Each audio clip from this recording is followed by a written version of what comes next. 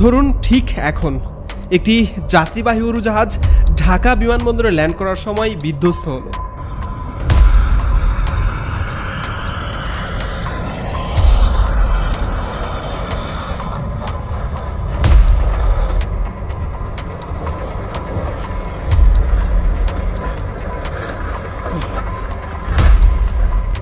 সত্তর জন বা 120 জন নয়, শুধু যাত্রী নয়, চারপাশের লোকজন, স্কুলের বাচ্চারা, আবাসিক ভবনের বাসিন্দা, কয়েকশো মানুষের মৃত্যু হবে 1 সেকেন্ডেই।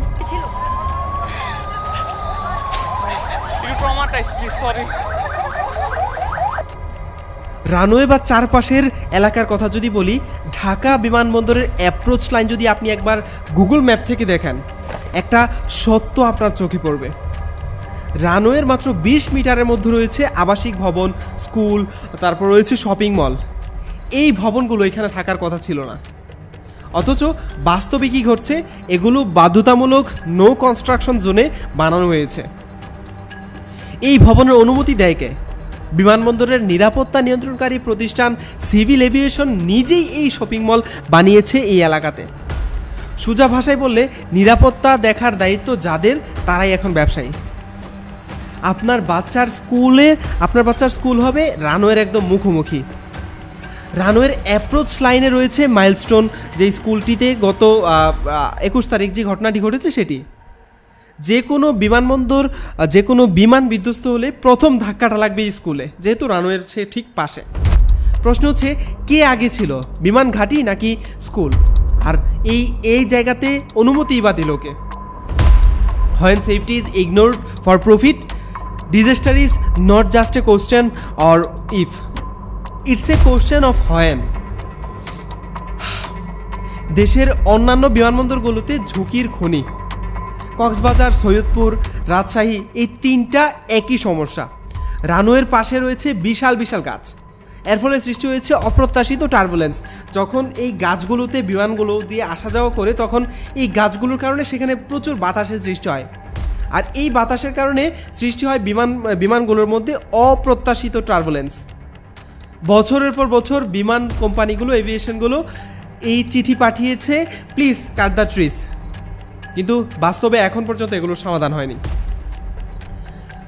আর শীতকালের একটি চরম বাস্তব ঘটনা হচ্ছে, ঘন কুয়াশার কারণে ল্যান্ডিং হয় না কেন? শীতকালে ঘন কুয়াশা নামে পাইলট রানওয়ে দেখতে পায় না, তখন দরকার হয় ILS, instrument landing system, category 2 বা 3। ঢাকা এখনও ক্যাটাগরি 1 থেকে 2 এর মধ্যে আছে, তাও আবার আনঅফিসিয়াল, এখনও এটি অফিসিয়ালি প্রকাশ হয়নি, আনঅফিসিয়াল তথ্য মতে আমি এটি বলছি। এই কারণে অনেক ফ্লাইট পাঠিয়ে দিতে হয় মিয়ানমার বা ভারতে। যাত্রী হয়রানি, যাত্রী নিরাপত্তা ঝুঁকি, সব কিছু এই এক প্যাকেজের ভিতরেই মানুষ পাচ্ছে। A modern capital city with outdated aviation technology, that's a recipe for disaster. 5 নম্বরে আমি আরেকটা পয়েন্ট বলতে চাই, বার্ড হিট, লেজার লাইট। আর এই দুইটা জিনিস আমাদের এই ঢাকা বিমানবন্দরের জন্য খুব রিস্কি। প্রথমে বলতে চাই বার্ড হিট।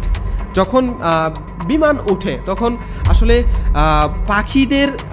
পাখি এসে বিমানের পাখার মধ্যে বা যেই পাখা থাকে সেটির মধ্যে লাগার কারণে সেখানে আগুন ধরে যাওয়ার ঘটনা প্রায়ই ঘটে।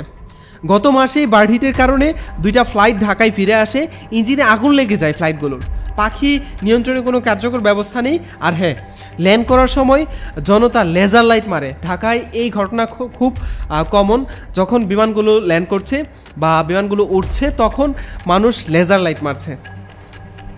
পাইলটের চোখে এই লাইটগুলো পড়ার কারণে পাইলট সঠিকভাবে ল্যান্ড করতে পারে না, যার কারণেও প্লেন ক্র্যাশ করতে পারে।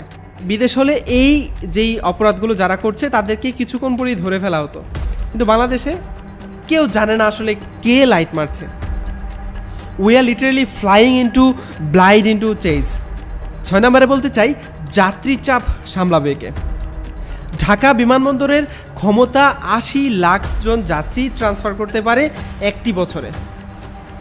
ঢাকা বিমানবন্দরের যাত্রী ধারণ ক্ষমতা 80 লাখ এক বছরে। গত বছর তা ব্যবহার হয়েছে 1,20,00,000। একটি মাত্র runway, military, training, helicopter, VIP, বাণিজ্যিক ফ্লাইট, সব কিছু এই একটা রানওয়েতেই। এখন আবার একটা থার্ড টার্মিনাল শুরু হচ্ছে, 2 কোটি যাত্রী আসবে এই টার্মিনাল শুরু হলে। কিন্তু রানওয়ে ঠিক এটাই। ভয়াবহ সতর্কবার্তা এবং নাগরিকদের জন্য একটি সতর্কতামূলক মেসেজ।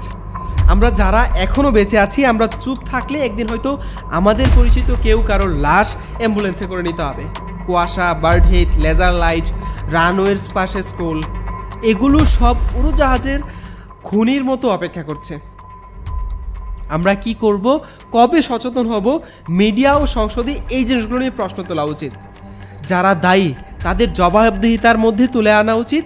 তারা যদি জবাবদিহিতা আসলে তুলে ধরে তাহলেই হয়তো আমরা একটা ভালো সমাধানের দিকে যাব। আসলে অনেকেই এখন ফেসবুকে পোস্ট করছে যে বাংলাদেশে বেঁচে থাকা এই জিনিসটা একটা বড় আশীর্বাদ, কারণ প্রতিটা সেকেন্ডেই আমাদের এমন সব কিছুর মুখোমুখি হতে হচ্ছে যেগুলো আমাদের জীবনকে আসলে বাঁচিয়ে রাখার জন্য প্রশ্নবিদ্ধ করছে। আমরা চাই আমরা সবাই মিলে একটি এমন বাংলাদেশ তৈরি করি যেখানে আমরা সবাই মিলে খুব সেফভাবে বেঁচে থাকতে পারবো। আমরা চাই এমন একটি বাংলাদেশ হোক যেখানে মানুষদের নিরাপত্তা শুধু রাজনীতি বা এমন কিছুতে সীমাবদ্ধ থাকবে না। যেমন আমাদের দেশে এই এভিয়েশন দুর্ঘটনার কারণে রাজনৈতিক দল, তারপর হচ্ছে বিভিন্ন মানুষের আসা যাওয়ার কারণে যেই মানুষগুলোকে সেফে আনার কথা ছিল সেগুলোকে আসলে যারা নিরাপত্তা বাহিনী আছে এবং যারা ভলেন্টিয়ার ছিল তারা ঠিকভাবে করতে পারেনি। এখন যদি এই পলিটিক্স বাদ দিয়ে তাদেরকে সঠিকভাবে কাজ করার একটা সুযোগ দেওয়া হয় তাহলে হয়তো অনেকগুলো প্রাণ বেঁচে যেত। আমাদের উচিত এই রাজনীতিকে ঠিক করে, এগুলোকে রাজনীতির মধ্যে সীমাবদ্ধ না করে আমাদেরকে এই জিনিসগুলোকে একটি ঠিক জায়গায় নিয়ে আসা। আজকের এই ভিডিওটি ছিল এই পর্যন্তই। সচেতনতামূলক এরকম ভিডিও পেতে অবশ্যই চ্যানেলটিকে সাবস্ক্রাইব করে রাখুন। ফেসবুক থেকে দেখে থাকলে শেয়ার করে জানিয়ে দিন আপনার প্রতিবেশীদের, যাদেরকে আপনি সচেতন করতে চান। দেখা হচ্ছে পরবর্তী কোনো ভিডিওতে, পরবর্তী কোনো সচেতনামূলক কোনো টপিক নিয়ে। পরবর্তী ভিডিও আসা পর্যন্ত সচেতন থাকুন, সুস্থ থাকুন। আসসালামু আলাইকুম।